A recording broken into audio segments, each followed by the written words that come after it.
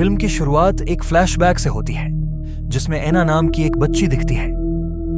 एना की मां मानसिक और शारीरिक रूप से अस्थिर लगती है और उसे डराने वाले तरीके से व्यवहार करती है। यह स्पष्ट होता है कि एना की मां किसी प्रकार की रहस्यमय ताकत से प्रभावित है। एना के बचपन की यह घटना उसके वयस्क जीवन में उसके विश्वास और भय को आकार देती है। एना बड़ी होकर एक धार्मिक नन बनती है। वह एक कैथोलिक चर्च से जुड़ती है जहां वह रोगियों की देखभाल करती है।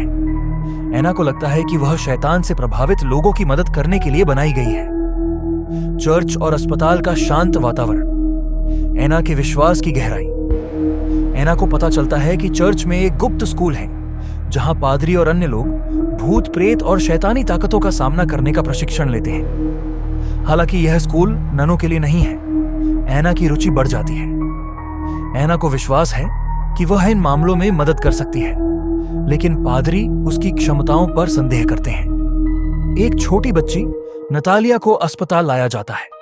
उसे शैतानी ताकत से प्रभावित माना जाता है। एना उसके साथ सहानुभूति रखती है और मदद करना चाहती है। बच्ची के अजीब व्यवहार और डरावनेपन, एना का उससे जुड़ाव।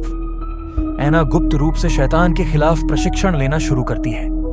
पिता क्विन, एक अनुभवी पादरी, उसे सिखाते हैं कि कैसे इन ताकतों से लड़ें। एना को अपने सपनों और अनुभवों से पता चलता है कि वह खुद इन शैतानी ताकतों के संपर्क में रही है।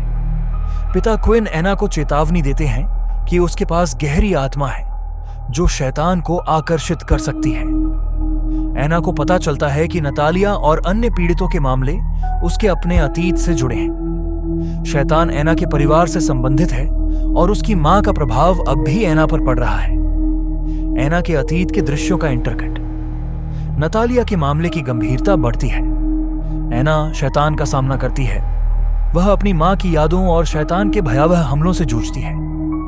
एना को समझ आता है कि उसका विश्वास ही उसकी सबसे बड़ी ताकत है। भूतिया वातावरण, शैतान का डरावना रूप। एना अपनी जान जोखिम में डालकर नतालिया को बचाती है। एना शैतान को हराने में सफल होती है, लेकिन यह संकेत मिलता है कि यह लड़ाई खत्म नहीं हुई है। एना चर्च से बाहर निकलती है, आत्मविश्वास से भरी, दर्शकों के लिए खुला अंत।